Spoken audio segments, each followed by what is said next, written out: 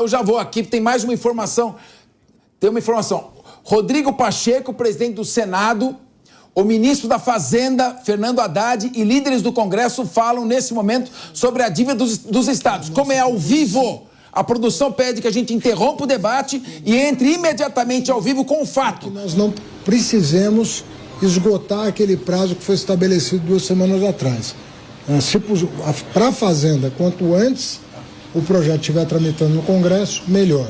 Nós entendemos a angústia, né, e temos um caminho a trilhar que tem a concordância, se não de todos, da maioria dos governadores que foram ouvidos e que estão de acordo que a solução do endividamento dos estados não pode passar por um desequilíbrio das finanças da própria União.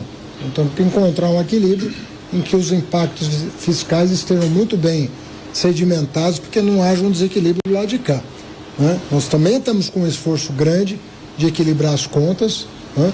Obviamente que a União tem outras prerrogativas que os estados não têm, dentre elas a emissão de títulos da dívida pública, mas nós não podemos saber usar o cobertor de forma adequada. Queremos sim endereçar esse problema, mas com as cautelas devidas, até para não criar nenhuma celeuma em torno da sustentabilidade dos entes federados e da própria União em relação ao equilíbrio fiscal. Então é isso. Eu agradeço mais uma vez, sempre que vimos aqui a residência oficial do presidente Pacheco, o acolhimento é sempre muito generoso, a abertura para o diálogo sempre extraordinária e sempre muito produtivo esse debate, porque sempre nós saímos daqui com um rol de tarefas a cumprir, com uma agenda bastante propositiva, construtiva, edificante para a economia brasileira. Tá bem? Tudo bem. Obrigado. Presidente. Obrigado, ministro. Vamos lá. Bora. Bom, estamos retornando, informação vem, é ao vivo aqui, não tem? Informação tem sempre prioridade. Acácio Miranda. Capês, falávamos sobre a discussão que acompanhamos no final de semana e todos os contornos, porque, verdade seja dita, a discussão do final de semana é só uma fase de algo que a gente já vem acompanhando há bastante tempo. E, infelizmente, a polarização impede as pessoas, por vezes, de terem uma visão reflexiva e racional sobre as circunstâncias, muitas vezes. E eu vou fracionar as suas ponderações em algumas frentes. Primeiro, não há no nosso ordenamento jurídico direitos absolutos. A liberdade de expressão é um direito, mas se de alguma forma há excessos na utilização da liberdade de expressão, é natural e salutar que existam ações do Poder Judiciário para que novas rupturas não aconteçam. Em segundo lugar, você bem disse, ao nosso sistema acusatório, uma pirâmide. O sistema processual brasileiro nada mais é que uma pirâmide, onde nós temos lá em cima juiz e embaixo acusação e defesa, onde cada um exerce o seu papel. E, obviamente, como regra, esta circunstância deve ser observada. Há uma excepcionalidade nesse momento no Supremo Tribunal Federal, há uma excepcionalidade. E há uma excepcionalidade passível de crítica. Ninguém discorda que o Supremo Tribunal Federal, como todas as instituições do Brasil, são passíveis de crítica. Mas, no momento em que um empresário de outro país coloca o dedo na nossa soberania e faz ataque às nossas instituições, gostemos ou não dessas instituições, esse é um ataque a todos nós. E não nos cabe defender estes ataques. Repito, gostemos ou não do que sai das nossas instituições, elas representam a todos nós e nós temos a obrigação de defendê-las. Muito bem. Nós temos ali, entramos ao vivo agora com esse assunto que também é muito importante. Aqui os assuntos vão se sobrepondo. É importante a gente repercutir essa questão da renegociação da dívida dos estados também. Então eu queria ouvir o Guilherme Mendes a respeito do pronunciamento do ministro Fernando Haddad agora há pouco. Capês, quando o ministro Haddad diz precisamos saber usar o cobertor, o que ele está dizendo, não é?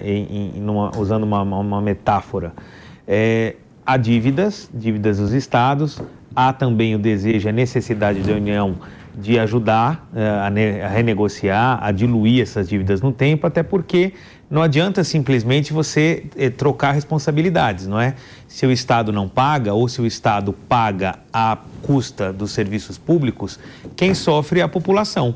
Então, a fala do ministro, ela vem no sentido de tentar compor a questão da responsabilidade fiscal e orçamentária, que é muito importante para a União, para atingimento das metas de superávit, controle da inflação, tudo aquilo que a gente já sabe da macroeconomia, mas também é importante não sangrar demais os estados, até porque uma eventual perda de receita muito substancial vai acabar afetando os serviços públicos daqueles que lá na ponta precisam do apoio estatal, seja para a atividade da segurança pública, saúde, educação, enfim, toda a gama de serviços que é de responsabilidade dos estados. Então, eu acho que a gente tem que, de fato, celebrar um encontro quando o presidente do Congresso, Rodrigo Pacheco, sinaliza com uma predisposição de atuar como um mediador nesse problema, inclusive dando o apoio da Casa para eventuais mudanças legislativas, de modo a que não fique um jogo de empurra. Eu devo, não nego, pago quando puder, ou então não vou pagar, vou dar calote.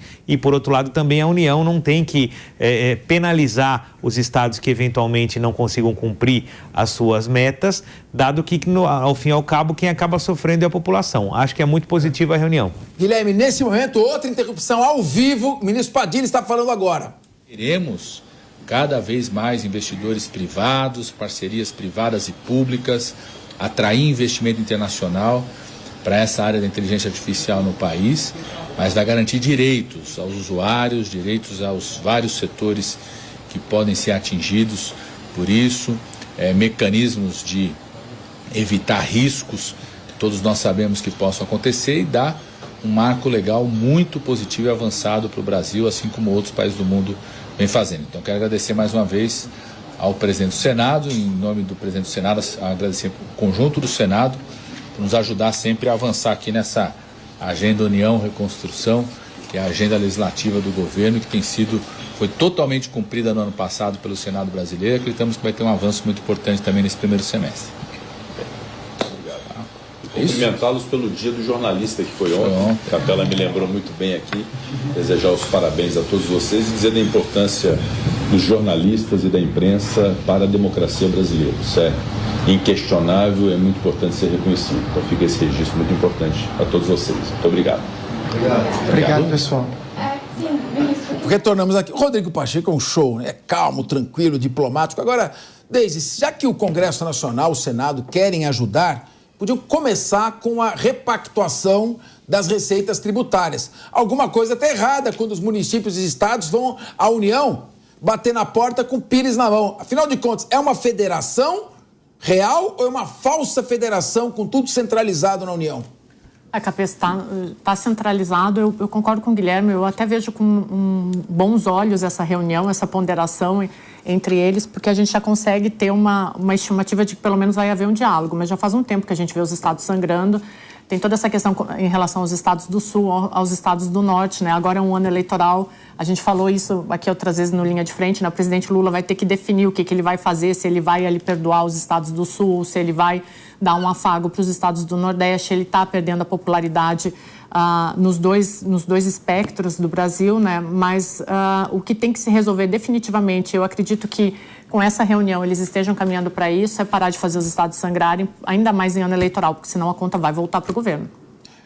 Meu querido Ricardo Rous, do jeito que os estados estão sangrando, só vampiro vai se alimentar. Só e olhe lá, hein? Que a coisa tá tão violenta que talvez até escorra sangue mesmo com a vampirada sugando ali. Gente, eu acho que você tocou num ponto importantíssimo, Capês. O presidente Pacheco, com toda a tranquilidade, calma, com toda a sabedoria que o presidente Pacheco tem, deveria colocar para discussão um novo pacto federativo, alguma coisa nessa linha de pensamento que divida essa responsabilidade, esse recurso financeiro, o dinheiro, de fato, do pagador de impostos, de maneira minimamente decente. Porque os municípios estão com o pires na mão. É ano após ano, todos os canais de notícia noticiando prefeitos indo a Brasília pedindo dinheiro, governadores endividados, renegociando dívida, sendo que a arrecadação maior em especial, é feita aqui onde o cidadão mora. O cidadão que paga tributo mora nas cidades. Aí esse dinheiro vai todo para Brasília, aí Brasília fica com todo esse dinheiro, dividindo ali um pedacinho para cada um. E aqui os estados do Sul, que a Deise tocou aqui nessa questão entre Sul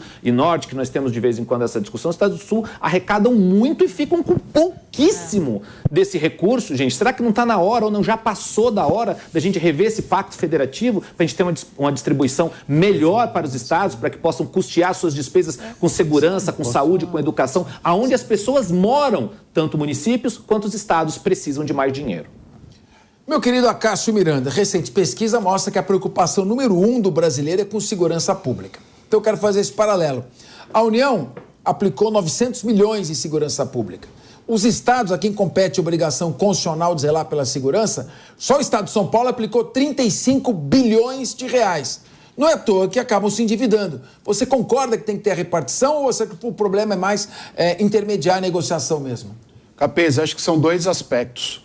Tem que haver a redistribuição, tem que haver a distribuição por uma questão bastante simples, e a Deise tocou nesse ponto. Nós vivemos numa federação. Por mais que as pessoas brinquem que é uma federação brasileira... O Padilha voltou a falar. Vamos lá. Vai você, Padilha.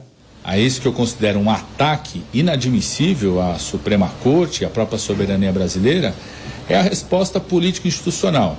De um lado, todo o apoio ao trabalho que é feito pelo judiciário, pelos instrumentos de apuração de quem utiliza as redes sociais para atos criminosos, seja a propagação de discurso de ódio, relação com crimes que são crimes da vida real e que alguns acham que não são crimes no mundo digital, como pedofilia, ódio, incitação à violência, ataques contra a democracia. Então a resposta institucional dá todo o apoio e garantia que os procedimentos de apuração continuem acontecendo dentro do devido processo legal e, ao mesmo tempo, o debate político que o Congresso Nacional vem fazendo. Eu acho que um passo além é esse projeto de regulação da inteligência artificial, que, de autoria do presidente Pacheco, relator, o líder da oposição, e que o governo está apoiando o relatório que o líder da oposição vem construindo. Então, acho que nós temos uma oportunidade única, que é o presidente do Senado como autor, o líder da oposição como relator e o governo, seus vários ministérios, apoiando o conteúdo que está sendo construído pelo relator, para que a gente possa botar em discussão e votar o mais rápido possível no ambiente do Senado. O ministro disse que vai esperar uma resposta dos estados sobre a proposta apresentada na semana passada. O senhor pretende se encontrar com a equipe do Zema nos próximos dias e também dá para apresentar essa proposta antes do dia 20? Quem é que vai pedir essa prorrogação aí do Supremo Tribunal?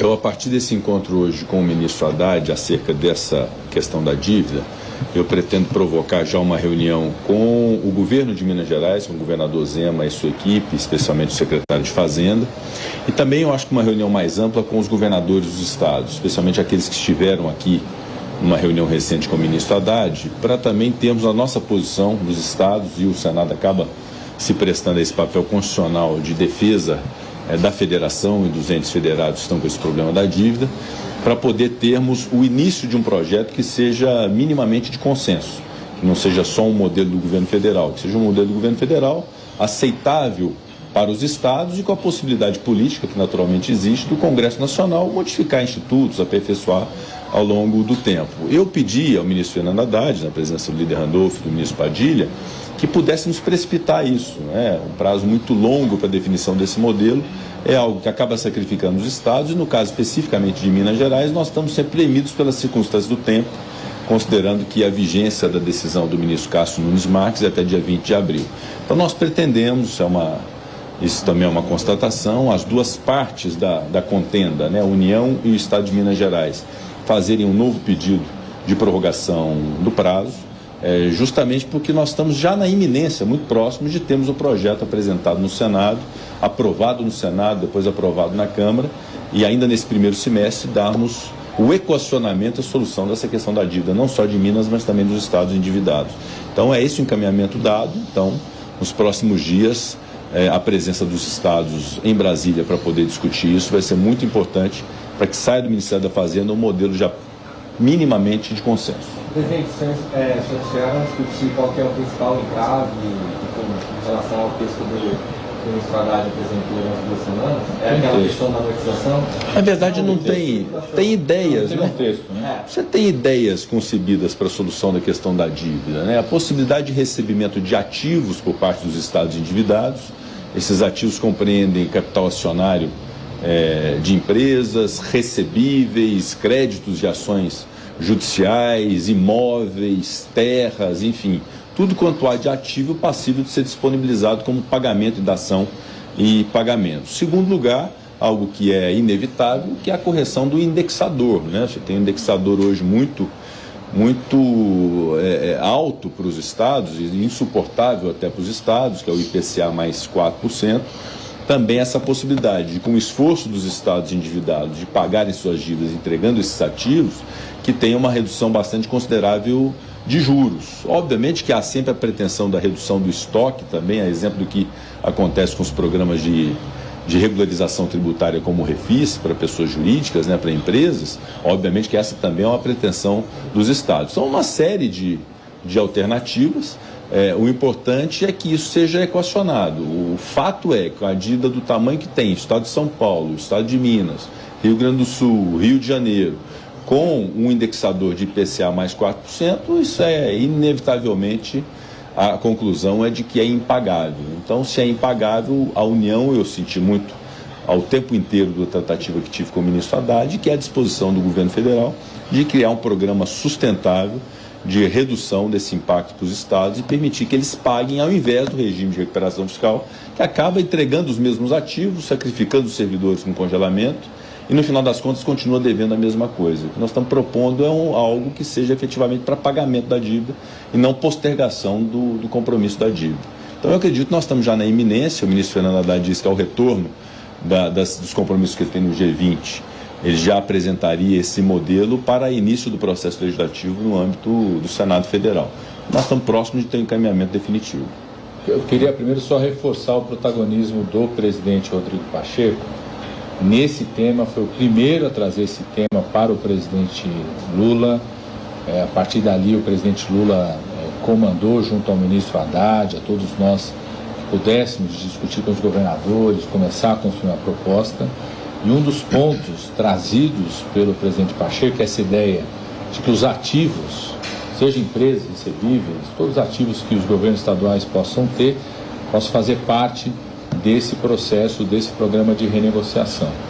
Segundo, reforçar o ponto já, não teve um texto, mas a ideia apresentada pelo Ministério da Fazenda e por nós da SRI nessa reunião com os governadores, de que a gente quer trabalhar a redução desse indexador, sobretudo nos juros. Não mudaria o índice do IPCA, mas as possibilidades de redução de juros de acordo com os ativos e recebíveis que são apresentados, ativos, empresas, recebíveis, e com metas em relação ao ensino médio, ao ensino profissionalizante, em qualificar o ensino médio, o ensino profissionalizante, e eventualmente, se um Estado provasse que não precisa de recursos para melhorar o ensino médio, o que não existe no Brasil, todos eles precisam de recursos para qualificar, em algumas situações expandir, melhorar a permanência, você poder pegar esses recursos e investir em outras áreas afins, no campo da educação, ciência e tecnologia, ou abrir a possibilidade de outros itens.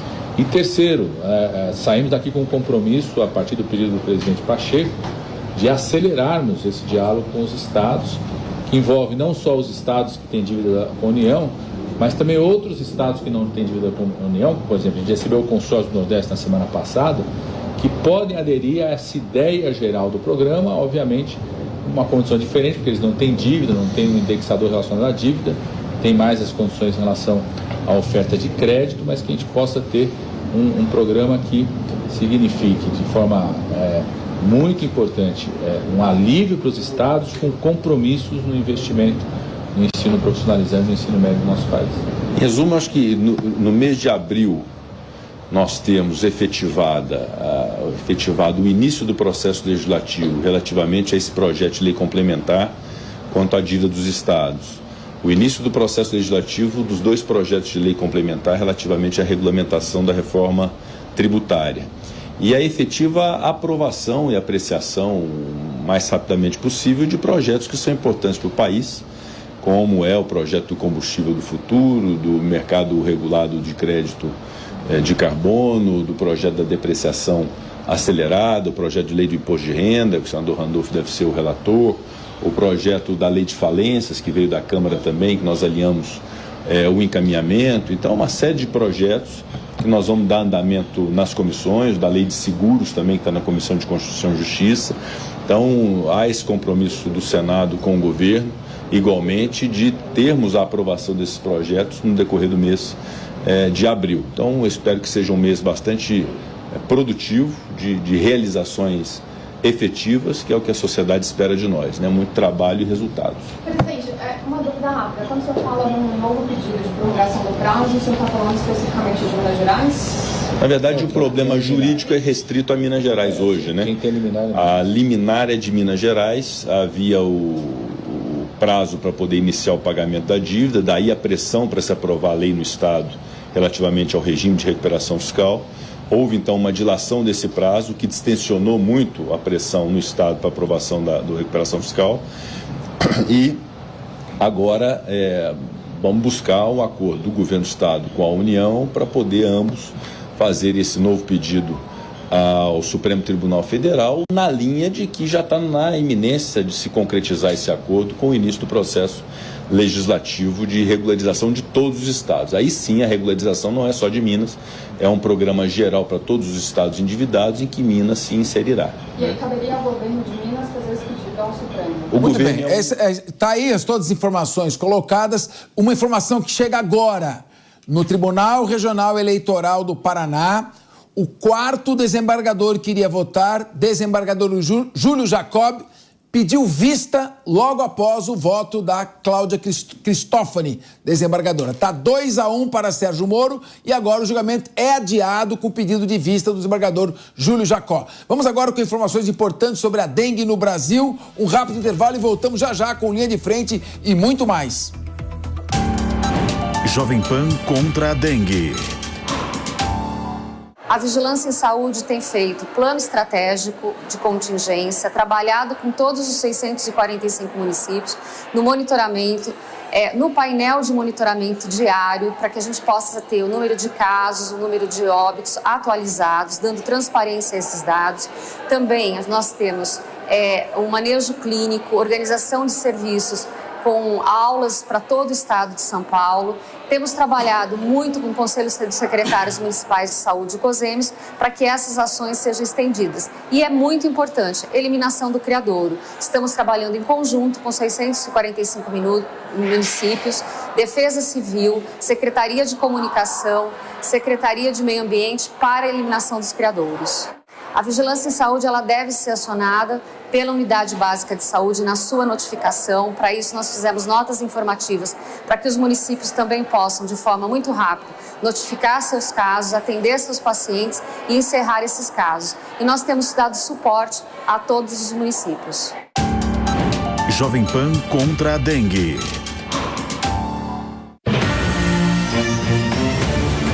Linha de Frente.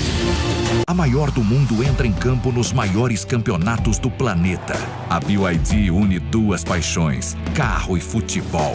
E o melhor, quem ganha é você. Garanta o seu BYD 0 km com bônus de até R$20 mil no seu usado. Ou taxa zero. Condições exclusivas para você comemorar. Vá até uma concessionária e concorra a ingressos da Final Euro. BYD, patrocinadora oficial da Eurocopa. Na Real, Jovem Pan contra a fake news. Circula nas redes sociais uma notícia falsa, a qual afirma que o governo do Japão proibiu a aplicação das vacinas contra a Covid-19 na população. Uma das publicações ainda diz que uma pesquisa teria ligado os imunizantes ao aumento de mortes súbitas no país. Mas atenção, essas informações são falsas. É fake news. Não há nenhum comunicado oficial do governo do Japão proibindo a aplicação das vacinas contra a Covid. De acordo com a reportagem do jornal japonês Mainichi, Em setembro do ano passado, o governo anunciou que deixaria de financiar 100% a oferta de vacinas no mês de abril deste ano. O Ministério da Saúde, Trabalho e Bem-Estar do Japão informou ainda que prevê campanhas para idosos e pacientes com comorbidades. Ou seja, pessoas que estão fora dos grupos prioritários também podem ser vacinados, mas terão que arcar com todo o valor do imunizante. A checagem é da agência internacional Reuters. Na Real, Jovem Pan contra a fake news. Jovem Pan News. A sua principal fonte de informação e opinião é aqui.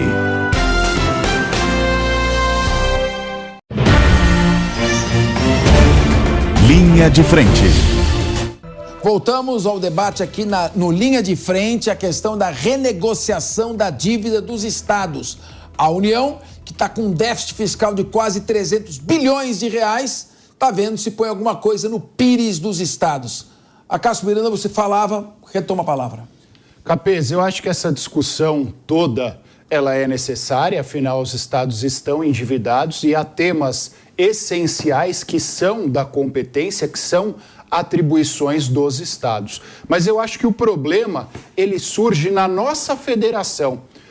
Quando a gente pensa numa federação, nós pensamos em atribuições dos municípios e dos estados, e a União, que vai centralizar tudo isso, tem uma atuação periférica. No Brasil é exatamente o contrário. Está tudo concentrado na mão da federação, que distribui da forma que entende conveniente aos estados e aos municípios. E aí, politicamente, governadores e prefeitos ficam reféns da União. Então, mais uma vez, os governadores desesperados batem as portas da União, pedindo auxílio. Agora, se nós adotássemos uma federação como ela deveria ser, no caso dos Estados Unidos, por exemplo, essas circunstâncias não estariam acontecendo. Muito bem. Deise Chocari, vamos então aí com o seu comentário sobre as falas aí do Padilha e do Rodrigo Pacheco, presidente do Senado. Capês, eu quero me ater um pouco mais à fala do Padilha em relação a essa história toda entre o ministro e o grande empresário. Vamos lá. Tem alguns pontos que eu queria rebater aqui, em primeiro lugar, porque eu estudei muitos anos em liberdade de expressão, discurso do ódio. Eu escrevi um livro sobre fake news e eu acho importante a gente debater esse assunto, e muito importante. Em primeiro lugar, eu queria deixar uma aspas aqui, que eu fico muito feliz em dividir a mesa com colegas como vocês, quando eu vejo ponderação no meio dessa discussão toda, né? Porque o que a gente tem visto, na maioria das vezes, é a polarização tomando conta e as pessoas não estão raciocinando. Então, assim, eu praticamente assino embaixo tudo que o Acácio falou aqui. Eu achei que a fala dele foi perfeita. Eu gostaria de comentar alguns pontos que eu acho que são muito interessantes para o debate. Em primeiro lugar, a gente já falou várias vezes sobre essa questão da supremocracia, né? Essa tentativa que o STF vem tendo de uns anos para cá em ofuscar todo o debate público que gira em torno dele, como se a opinião que devesse prevalecer fosse a dele, né? Isso é uma crítica que a gente tem feito, sempre com muita ponderação e muito cuidado. O outro ponto também são os excessos, que a gente já falou várias vezes, eu falo várias vezes, todas as vezes que me manifesto sobre isso, existem excessos, sim, por parte de alguns ministros que, como a gente reitera, deveriam falar pelos autos e não somente nos holofotes da imprensa. Isso é um ponto. Evidentemente,